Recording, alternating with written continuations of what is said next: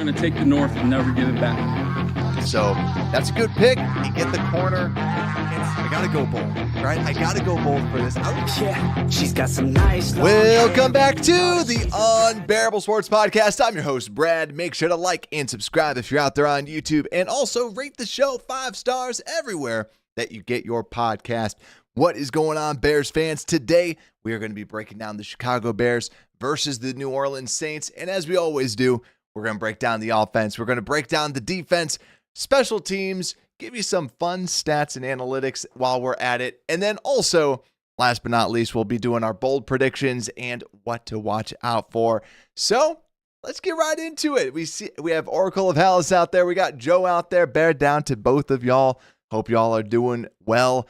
So today, I'm actually going to start it off too by I'm going to talk a little bit about the film review that I did. So yet again, I can't have these live on YouTube, unfortunately. So I just have to talk about it in great detail to let you know kind of what I saw when I just reviewed the tape. So actually, I'm going to start out with that right away. So I actually have my notes right up here that I wanted to break down. So I watched all the tape and looked at it. And so to start off, I know the big question will be Caleb. And I think that there was nothing that I really took away from Caleb's performance. I thought some of the sacks, I know PFF technically made like all 3 sacks. They said we're not on Caleb. I don't fully buy that. I think that one of them, it was phenomenal coverage on the other team. But I don't think Caleb did as bad as I think like the 42.3 PFF grade entails. He had 2 turnover-worthy plays. And I thought that he played. It wasn't good. I don't think that it was great by any means. I thought it was definitely his worst game this year. But yet again, don't raise the alarm bells or anything like that. It's okay to say it was his worst game. He wasn't as inaccurate as some other stuff. I just thought that some of the decision making wasn't as good as we've seen. So I would say it was his worst, but obviously they ended up winning because when I was watching the tape, Swift looked great. And I think we all know this. The big thing for me with Swift was the decision making. And just that's what really came off on tape was you didn't see a lot of this indecisiveness that we're used to seeing with Swift or always trying to bust everything outside. His vision was phenomenal last game. His vision was phenomenal. The determination that he ran with, like I said, last year around this time, he had kind of a little streak like this as well. He was running confident, and yeah, I hope he can bring that into the Saints game this week. And Kyle Monangai, as a big Monangai guy, I actually thought that he missed a couple holes and, yet again, nothing concerning. But yeah, I just want to give Swift the extra credit for this. And then the big question everybody wants to know, how did the offensive line look? Drew Dahlman, I came away like thinking this guy boom or bust for last game, where he had some of the best blocks that I saw on tape by far. But then he also had some of the worst blocks I saw on tape by far. So for Dahlman, that's why, for anyone that's curious, if you're like, wait, I thought that people were just flying by him. Yeah, for like 2 or 3 snaps. But then all the other blocks that he had were just like, he's got these just incredible blocks. Like one of them, they're going to the left side and he just completely, like him and Tooney are going to the outside and Dahlman just completely walls off this hole and was basically like, all right, follow me, Swift, and just walls off a defender just amazingly. So came away very impressed with that. Dahlman and Wright still phenomenal players. But Theo was someone that I came in nervous about. And I still have some nervousness. He's not amazing, but hey, I give him kudos for he could have gotten destroyed throughout the game. He could have been the problem. And Ben Johnson was actually asked about this today, and he kind of talked about it, saying that, kind of calling out Braxton Jones, that why did this play break down? And it was because of Braxton. And he felt like he didn't have to be like, well, why did this play break down? Theo did his job. Like he did his job. It wasn't amazing. It wasn't bad. It was just like meh.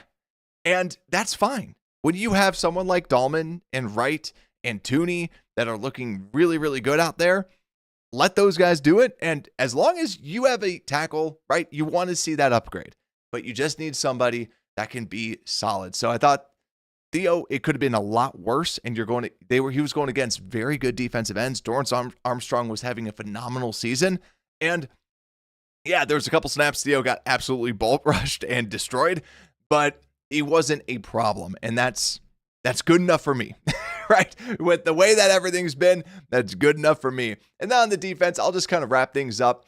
Shamar Turner, and I'll probably talk about this more, took all of his snaps at defensive end. And I actually went back and watched just Shamar Turner because this is something I've been calling for. Like when they drafted him, I was like, you should put this guy at defensive end. You should put this guy at defensive end.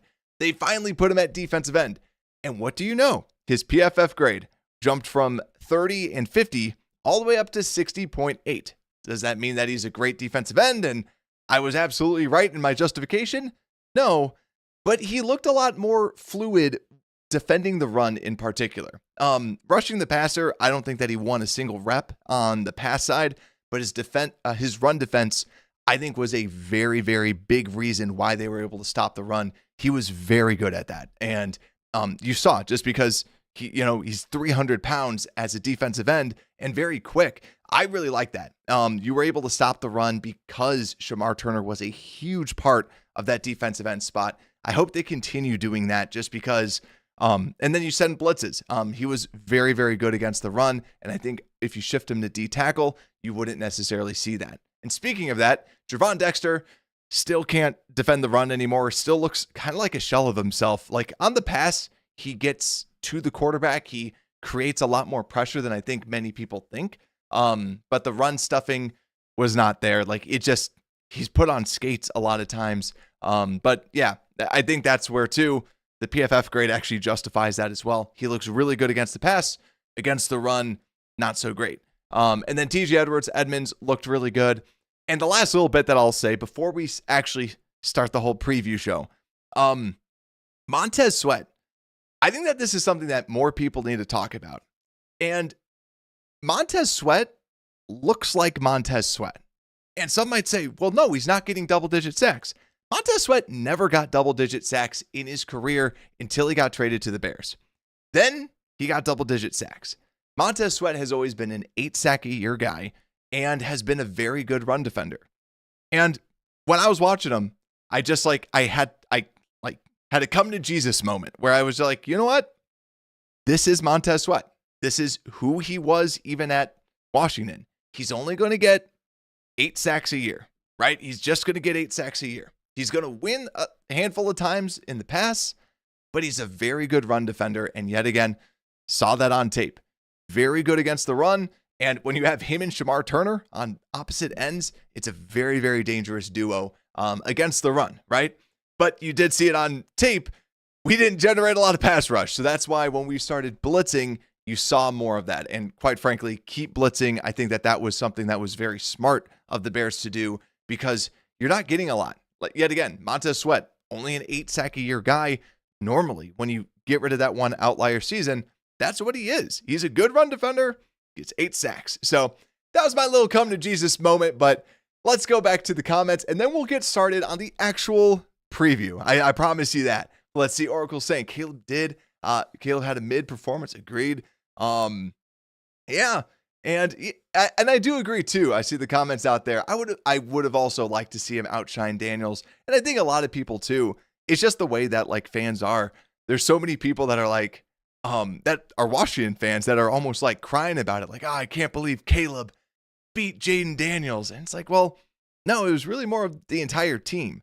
Not saying Daniels was like unbelievable or anything like that. But yeah, like I said, Caleb had one of his worst games of this year, right? And yeah, it just so happened Bears team played great, which I'm all for. So let's start getting into the actual game at hand. So the Chicago Bears are going to be going against the New Orleans Saints. So in Chicago, Bears versus Saints. And as we look at this, the Saints have only won one game. So they are 1-5, looking for a win. Now, the one win that they have is against the Giants, who Giants are starting to do something now. But 26-14 was the score when they beat the Giants as they had, and I'm just verifying this, when they had Jackson Dart out there and Cam Scatabo. And now they're kind of running shot on the NFL and looking pretty like halfway decent for them overall. But then they just recently lost to the Patriots 25-19. Now, when we look at the advanced analytics on what to expect, DVOA has the Bears as the 22nd best team. The Saints, this 27th. Football Power Index has the Bears at 22nd and the Saints at 30th. And they also project the Bears as a 5-point favorite on a neutral site. So that's good. That's actually where the line's at. And PFF, if you just look at their ratings system, the Bears are the 15th highest rated team and the Saints 28th.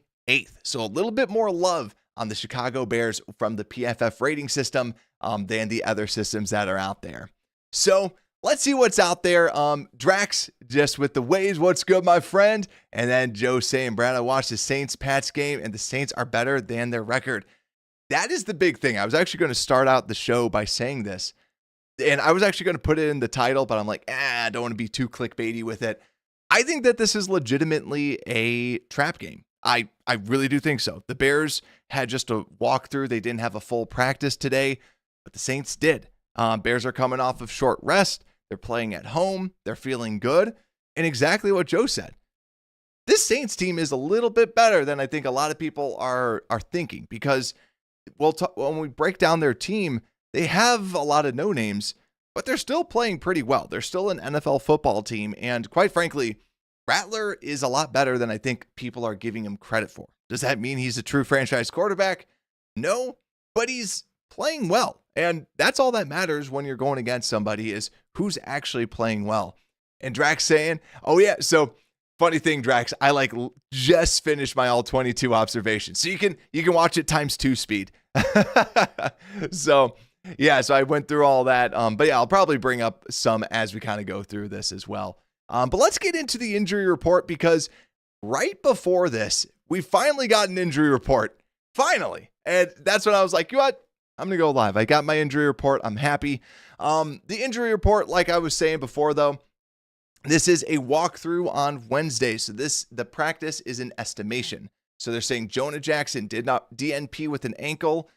Grady Jarrett DNP with a knee. DJ Moore, I don't know if he's because there was the whole conversation of him still being back in Washington in the hospital with the groin injury. Now, my take, we see DJ Moore banged up all the time, but him going to the hospital, everything like that, to me, let him sit.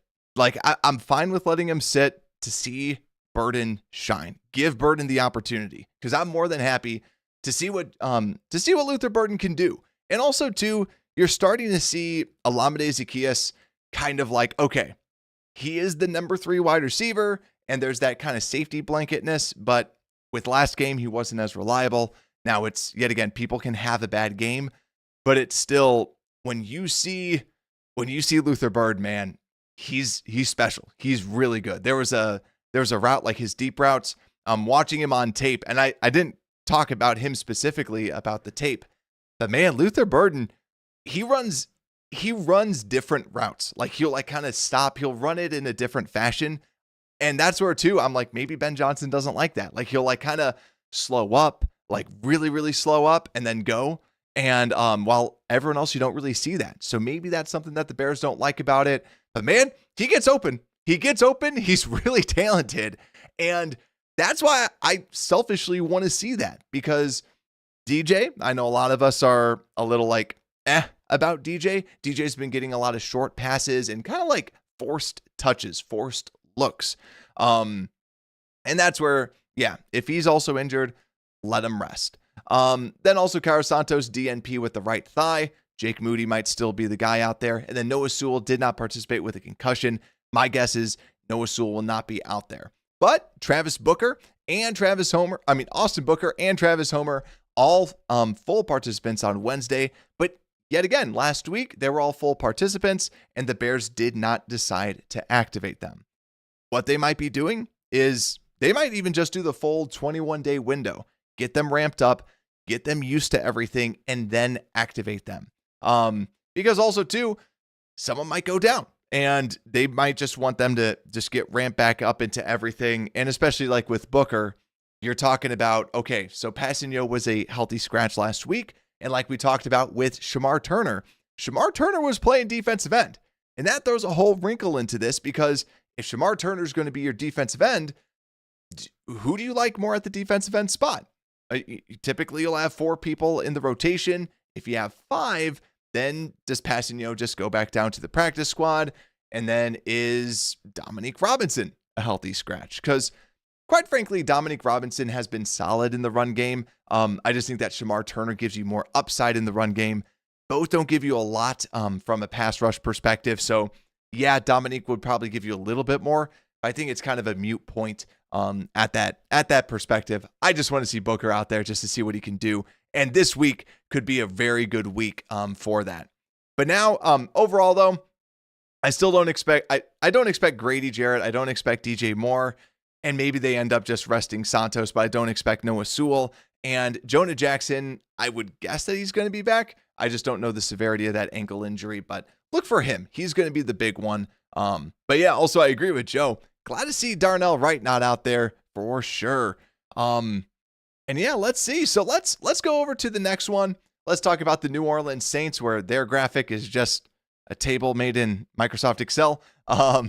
But you have Alvin Kamara not participating on Wednesday, and Isaac Yiadom not participating on Wednesday as well.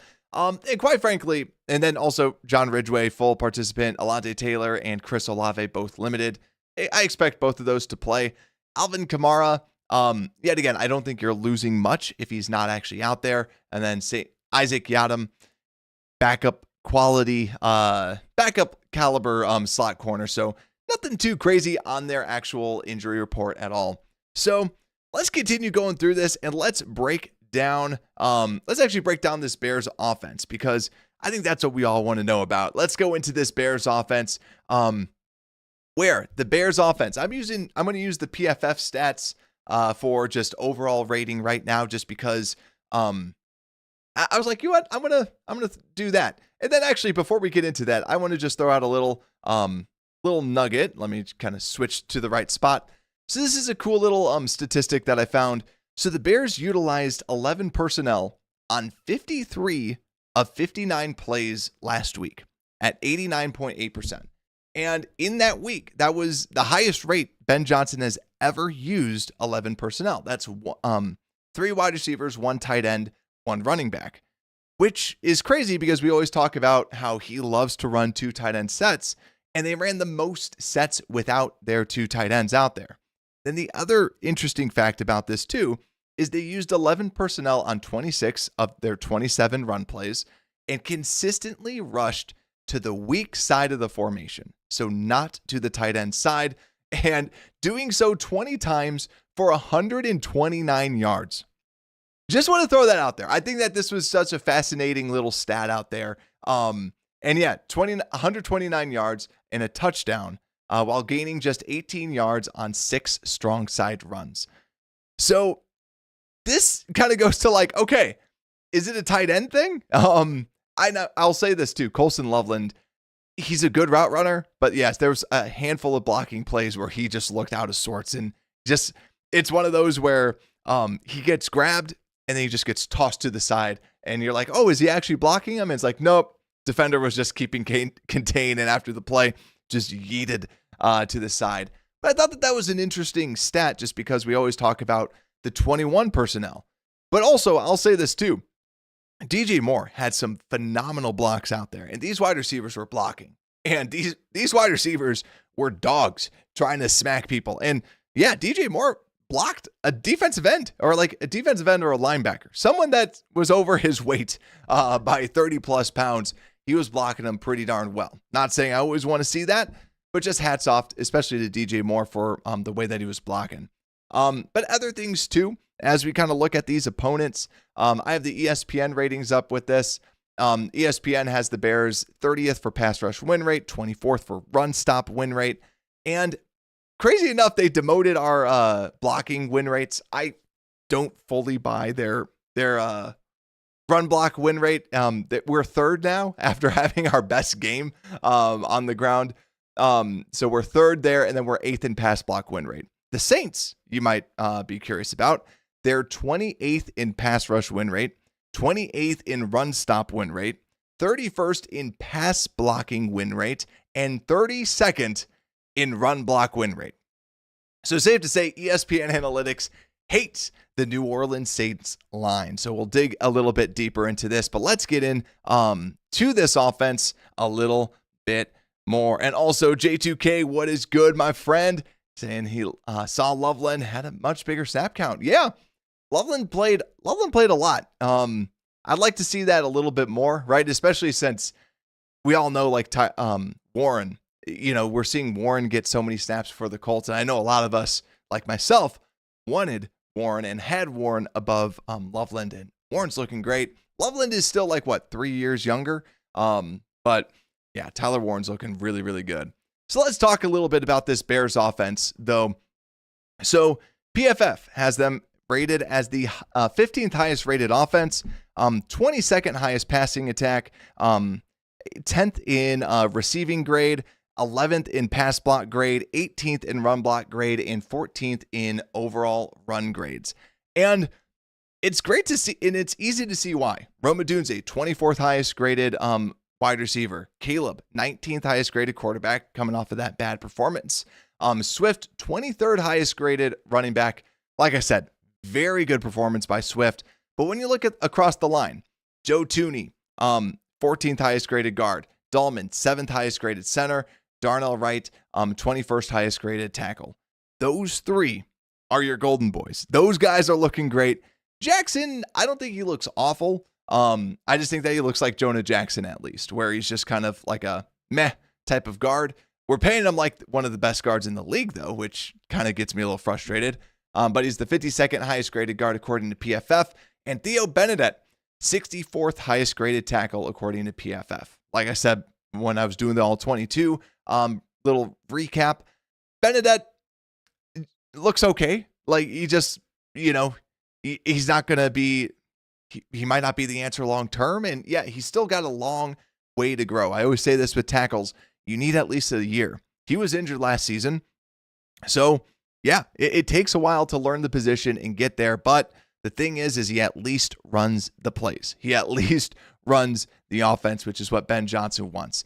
But as we kind of go through with this offense, let's take a little glance at their defense, where this Saints defense is number 5 in expected points contributed versus the run, and number 27th expected points contributed for their passing defense. And when you look at their PFF grades, 21st overall, 10th best run defense, according to PFF grades, or 10th highest graded run defense, 32nd though in tackling, 32nd in pass rush, and 16th in coverage. So what that can tell you is that, hey, up front, the defensive linemen are getting in the way, but people are just simply missing tackles, not getting the ball carrier down to the ground. And also, too, this line is very banged up. Chase Young is coming back, and Chase Young, since coming back, has looked really good. He has a total PFF grade of 85.1, and he's been good. His pass rush win rate was over 20%. I know that it was definitely that. So he's going to be looking. It's going to be him versus Theo Benedette. That is going to be the crazy thing. But as we look at the overall defensive line, Cam Jordan, it's looking like that fountain of youth is starting to dry up. Very good against the run, pass rush, not there. Brian Brzee, he's having a semi-decent year this year after very, very poor performances the year before, but still more of a run defender as of right now. Same thing with Granderson. They're just not generating a good pass rush. They still have Demario Davis and also Pete Werner, so two good linebackers at that interior spot. And Jonas Sanker, someone I really like coming out of the draft, has been a very good safety for them at that strong safety position. But still, like I was saying, if the Bears want to win, attack the cornerbacks. Riley, their rookie, let me just kind of pull him up real quick on my side. Quincy Riley was a 4th round draft pick from the Louisville Cardinals, and he has a whopping 46.2 0.9 PFF grade, and he has one of the worst coverage grades at 105 at 105th cornerback out of 109 qualifying corners. The man has not been able to cover people, and to me, attack, attack, attack. This could be the Roma Dunze game.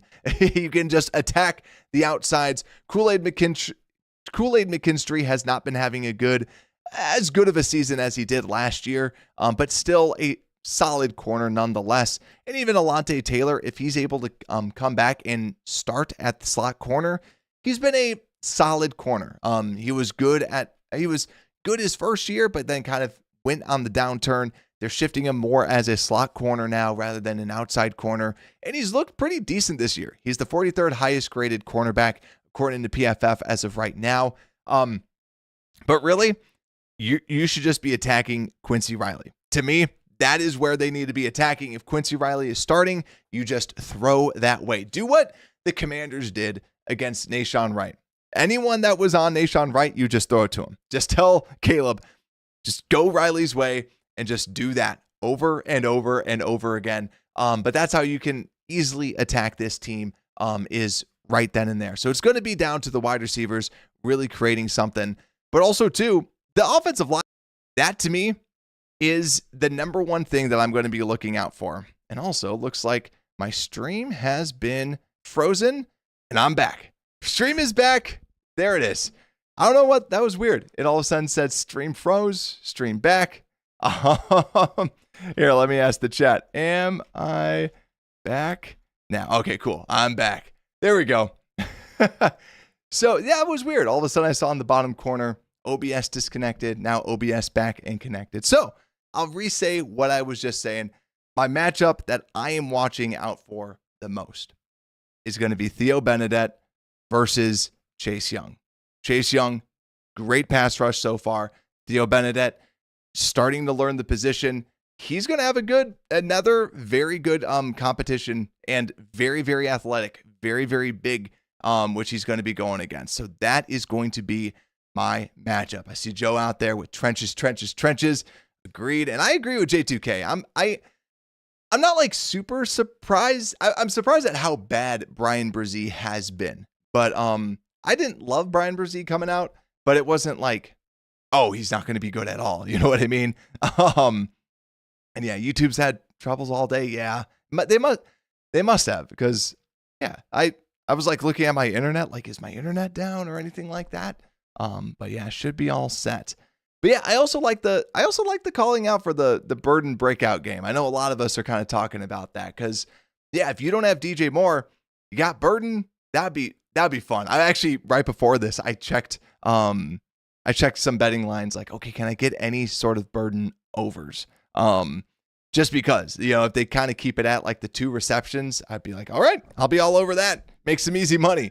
But yeah, that's my main matchups to watch out for. I'm also just like in general going to be watching for more Colson Loveland, just to see what he can kind of provide out there, and just to see if he gets more ramped up into this offense and more receptions. It's just, he's more of a reliable target at the tight end position than say a Cole Kmet. So let's get into the next little group out here, and let's talk about the Bears defense. So let's start things off and talk about this defense. But first, I want to talk about this offensive line. So this offensive line that the Bears are going to be going against is not good. And let me pull up some of the ratings. This Saints offense, it is, according to PFF, overall, they're the 28th graded offense, according to PFF, 14th passing, highest passing graded, 26th highest receiving graded, 22nd highest pass blocking graded, 29th run block grade, and 11th in run grade overall. But when you look at this deeper, I have the passing grades, or like all the different pass efficiencies up there. And when you look at this, you realize how bad of a pass blocking offensive line this team really is. They've been banged up. So like, they still have Eric McCoy, who's one of the best centers in the league. They still have Cesar Ruiz, who is an okay guard. He's solid. But Kelvin Banks Jr., the rookie out of Texas, he's just had like a good rookie year. It's nothing bad. It's nothing terrible. It's just a solid rookie season so far for their starting left tackle. But when you look interior, this is where it could be a great defensive tackle game. Trevor Penning has been a disappointment, and he's shifted over as their left guard. He has a 94.8 pass block efficiency percentage, which is awful because normally it should be 97, 98% if you're an interior guy. 95 is like a middle of the road, just like a solid tackle. That's what Kelvin Banks Jr. has at 95.4. The fact that Trevor Penning has that, not good. And then Simpkins is someone that was also out there. He had a whopping 12.6 PFF grade against the pass blocking. Talise Fuanga has a 94.4 efficiency grade as well at the right tackle spot. He's been a good run blocker, not necessarily a great pass blocker out there as well. So this is the big thing. This offensive line, we should be able to get after it. Do I have hopes? It's still our defensive line that we're talking about here. And that's where I like the idea of the potential of, say, an Austin Booker, getting somebody that gives you a little bit more upside as a pass rusher to see if he can do something. I still like Shamar Turner out there. Keep him at defensive end. I still want to see that. I think that he can develop as something like at that defensive end spot. But yeah, bring in an Austin Booker. Let's see what he can do. Let's see. GB, as a Saints fan, trust me, Loveland over receptions and yards is free. Saints never plan for tight ends. That's a very good insight. And let them do whatever they want. Let's go. I'll put $10 down. I'll put $10 down on that. And then let's see. We got Philip. What's good, my friend? Saying an ugly win is a win. Bears lose the last 2 games last year. Coaching matters. Amen. And J2K saying Turner at D end was a surprise.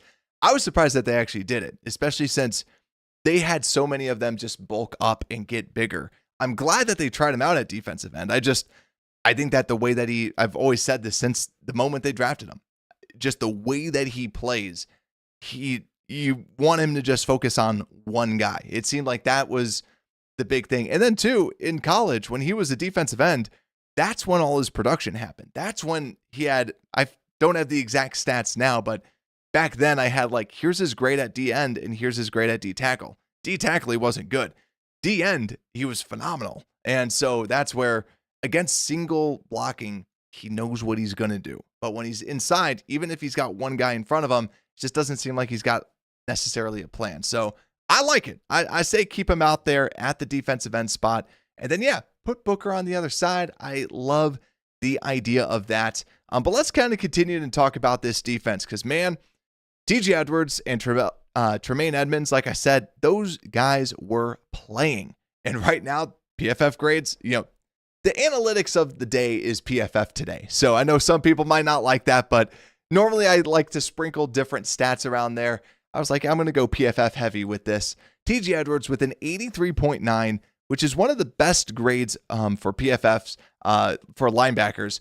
Tremaine Edmonds, a 72.3, which is 20th highest. And then you look at the safeties. Jaquan Brisker, 26. Kevin Byard, 35th. So pretty good ratings overall for your safeties. And then Tyreek Stevenson, the 10th highest graded cornerback. Last game, coverage-wise, it wasn't great in my opinion, but I thought that he was good in run defense. There was a couple plays that he really made. And then Kyler Gordon was great in run defense. Looked a little slow, which we kind of expected out of his first game back. But Kyler Gordon still very he raises the bar when it comes to that run defense. And then Nahshon Wright has not been good. Please sign a veteran corner, replace him. You need that. Or you just Jalen Johnson, go over to Germany, get that experimental procedure that he's been talking about. Go get that. Come back. We need you. Because Manu just looked different. But then, this defensive line, like we were talking about, this is where the Bears could do something. Because the pass blocking has not been there. It's been McCoy, and that's about it. It's been their center, and that's it. Across the board, you can generally attack them. Kelvin Banks Jr., their left tackle, like I said, solid tackle across the board. No dominant traits so far, but he's been good. And this is where, yet again, another game that you'd love to see someone like a Montez Sweat kind of take his game to the next level. Fuanga is going to be difficult because he is big, he is strong, he's going to match up well against Montez Sweat. And I think that if you're looking at how to exploit, I'm going to look at defensive tackles. I'm going to look at Gervon Dexter. I'm going to look at Andrew Billings as people that could potentially do well. But then also too, when you look at the cornerbacks, you have Chris Olave versus Kyler Gordon.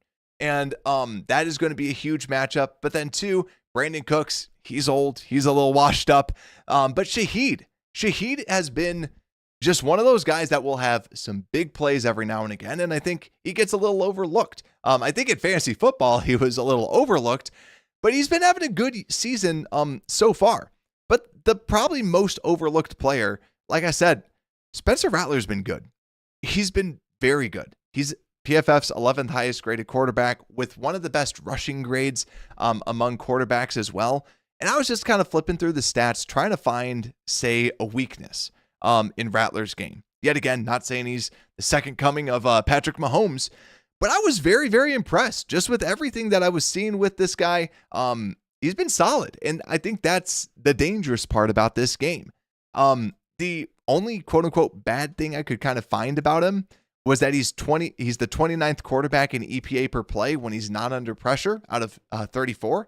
So all the stats, all the advanced stats were basically saying like when he has time to throw, he's not good. But when he's been blitzed, when he's been pressured, he's actually been really good, which isn't necessarily sustainable. Usually stats like that, unless you're like a true elite quarterback, it's consistent.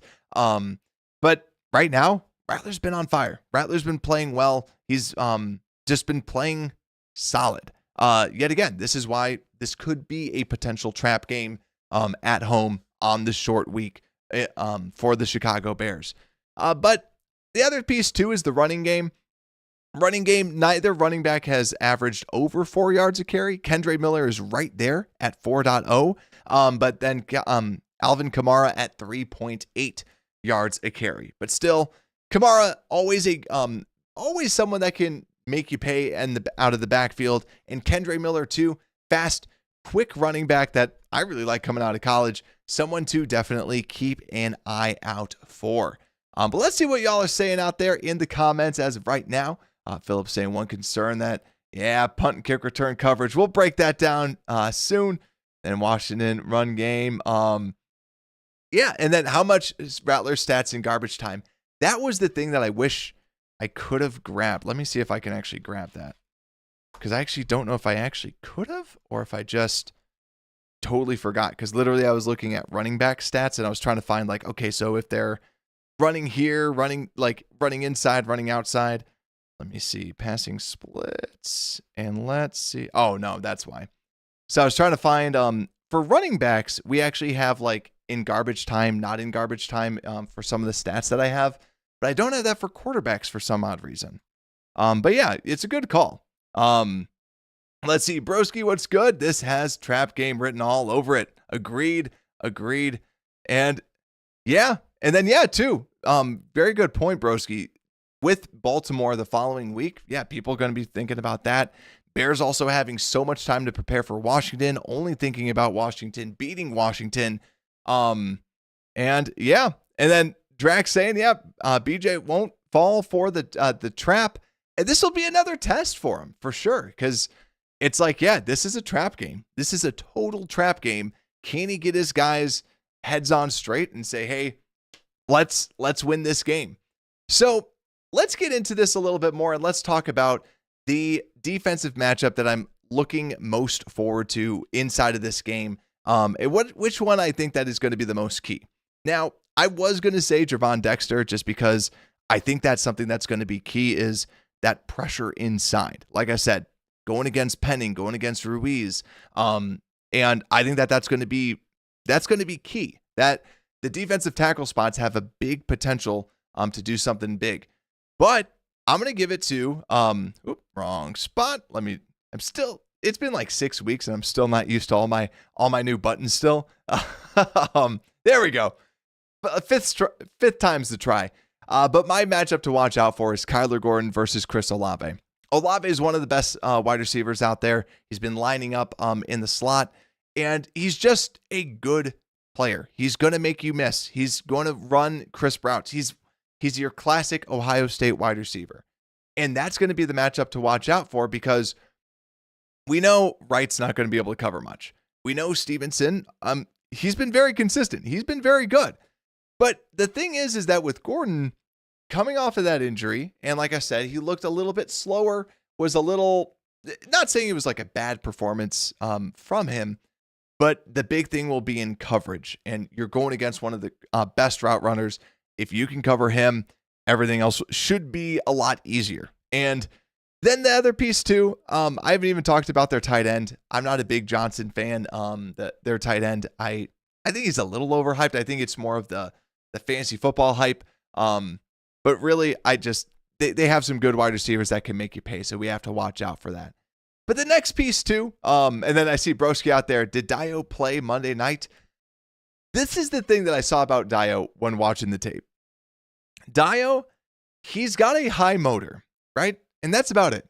Because there's a couple plays where, like, when he has like a huge wide 9 where alignment where he's super, super far off the ball, not close to the tackle. You see him like bouncing off of people and he's going crazy. But the thing is just he needs moves. He just doesn't have moves. And yeah, so that's where I'd love to see Booker out there.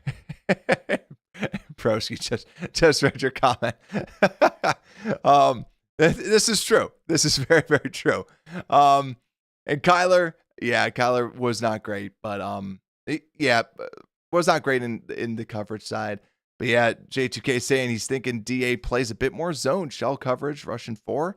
Yeah, like I said too, the offensive line is not good, and they should be able to win against them. And if you can go with just 4 people, or if you're just blitzing, let's say 1 person, and you have 5 people out there, that would be huge. And also, this reminded me too, Dennis Allen, stop running the stunt.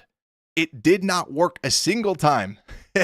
Every single time they were running the stunts, and I was like, this frustrates me, because anytime someone runs a stunt against the Bears, it always seems to work. The Bears would run a stunt, and they just wouldn't move. They do the stunt, boom, blocked, not even move. They wouldn't even move the guy like an inch. So to me, yeah, stop the whole stunts. Just let them attack the person in front of them. Do something like that. Like that. The stunts were just a little too much for me overall. So yeah, just give some blitzes. I agree with Broski. Yeah, sending blitz, sending Gordon, doing something along those lines. Because yeah, those guys get there. Those guys get there fast, and just they go and try to just wreck him. So I like the idea of that. And then that way too, I like some of the other safeties to kind of come down in coverage as well. So let's get into the special teams review, where yes, as previously mentioned, special teams, the coverage, that is the number one thing. Jake Moody, if he ends up being the kicker, just don't have him right? Don't be Jake Moody. Just keep riding the high. Keep doing what you're doing. Keep doing that, because you're going to be at Soldier Field. If I'm Moody, I'm not even going to practice.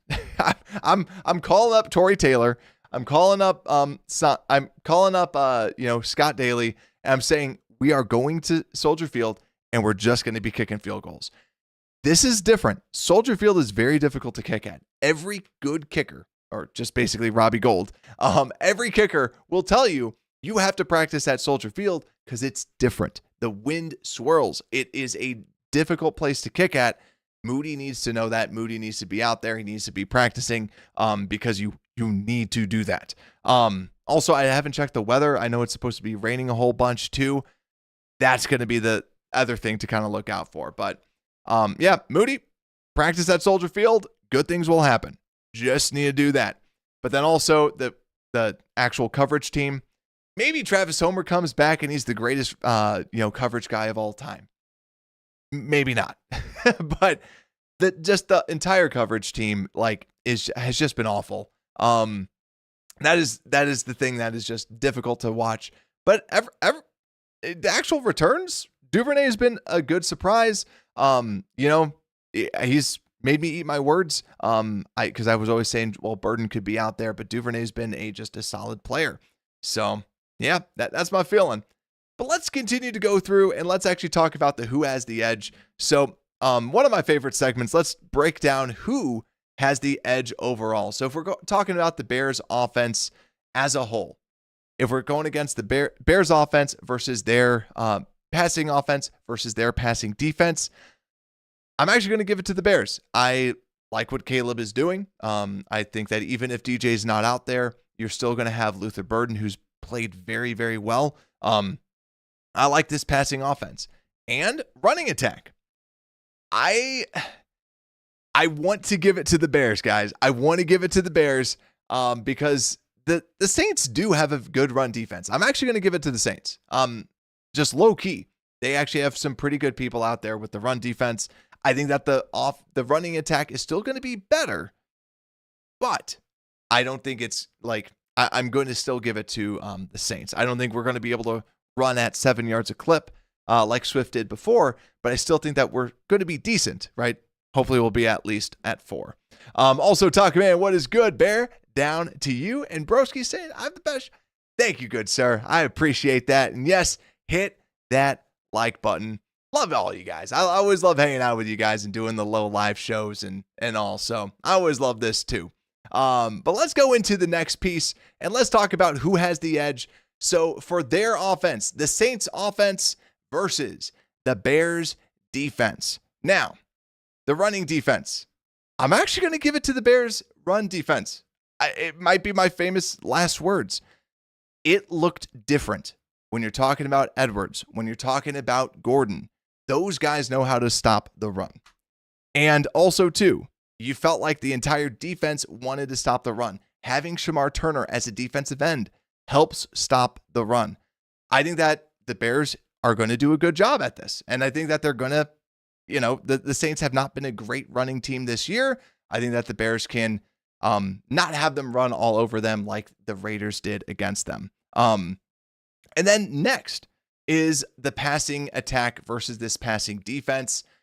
And I might give it to the Bears as well. I'm going to go overall with the Bears. So let's go with the Bears. Bears have the edge. We're going with it. But let's see what y'all are saying. Swift is only as good against the Skins. That is true. And then McMuffin saying it's going to be raining and still the tickets are over $300. Wow. Jeez. Yeah. All this. Yeah.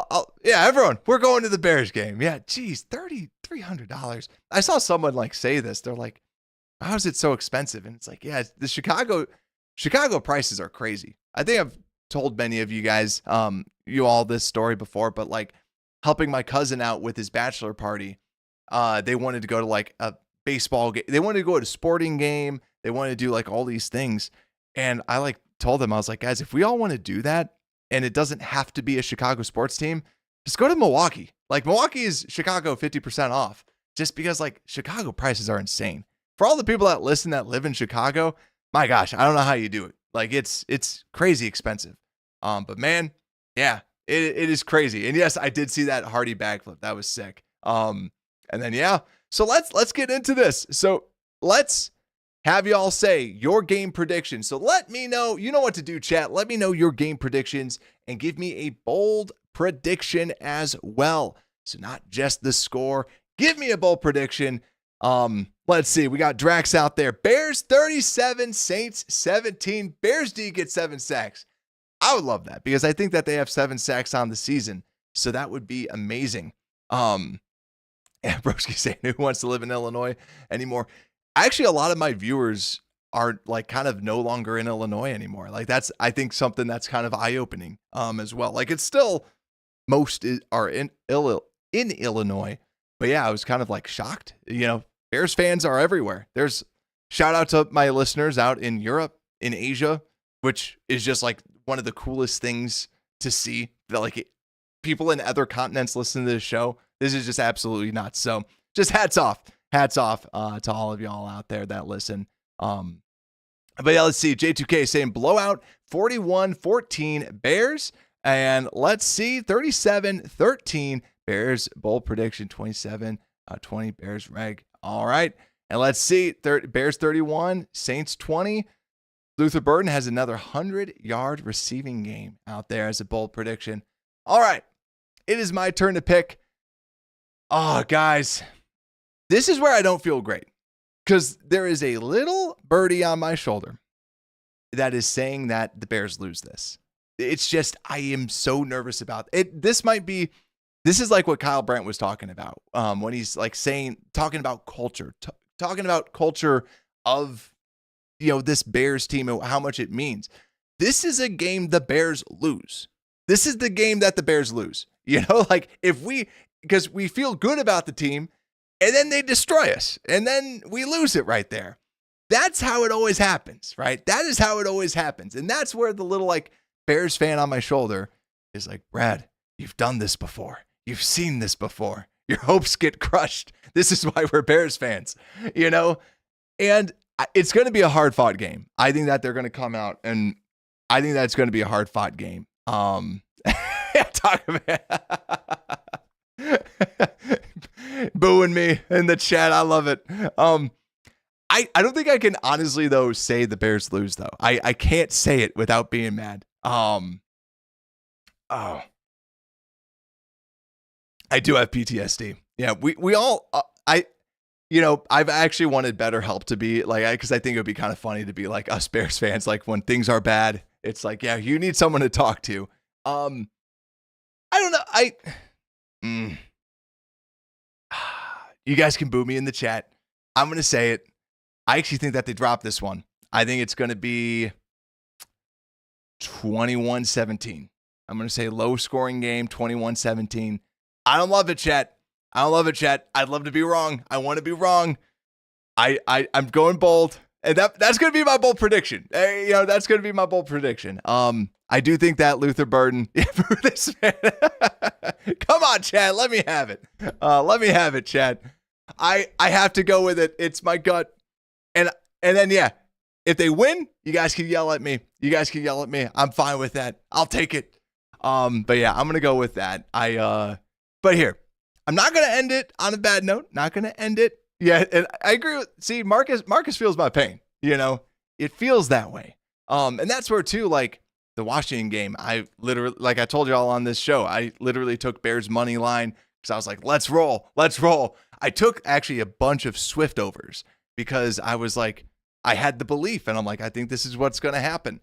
This one I'm very nervous about. Like we said, short week coming on in.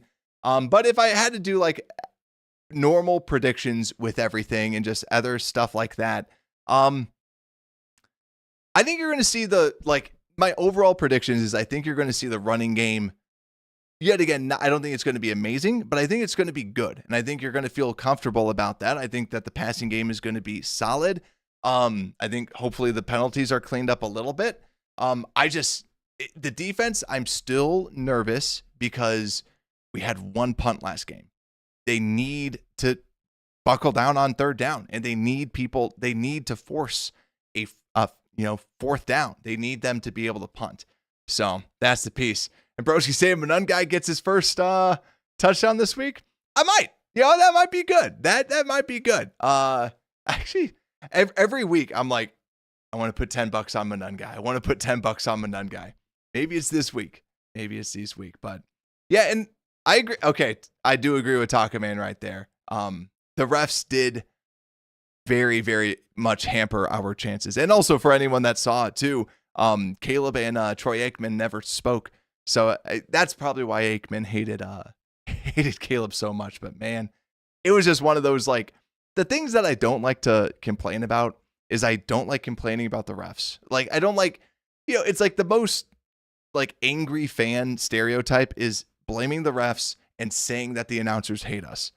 And it's no, but they did. It's no, but I'm being serious. On Monday, they actually did. Troy Aikman, I've never been one to think that the NFL is rigged, but when you're watching that, you're like, it feels like you guys want the Bears to lose. So, yeah. But that's my take. But overall, let's see what the Bears can do. I'm still rooting. I'm going to be going crazy just like the rest of y'all because, man, this is the time that the Bears can really go on a run. I was looking. This is one of the easiest schedules that anyone is going up against over the next 4 weeks. We got the Saints, Ravens, Bengals, and Giants. So if you're still watching out there, make sure to hit the like button out there on YouTube. Subscribe, and also if you're watching it later on, just leave a little comment. You can say "Bear Down." It helps out the algorithm tremendously. Share the show with your friends as well. And we will be live at 7:30 after the game to break it down and all just hang out. So, like I said, make sure to like and subscribe. And with that, Unbearable Sports Podcast, we are out.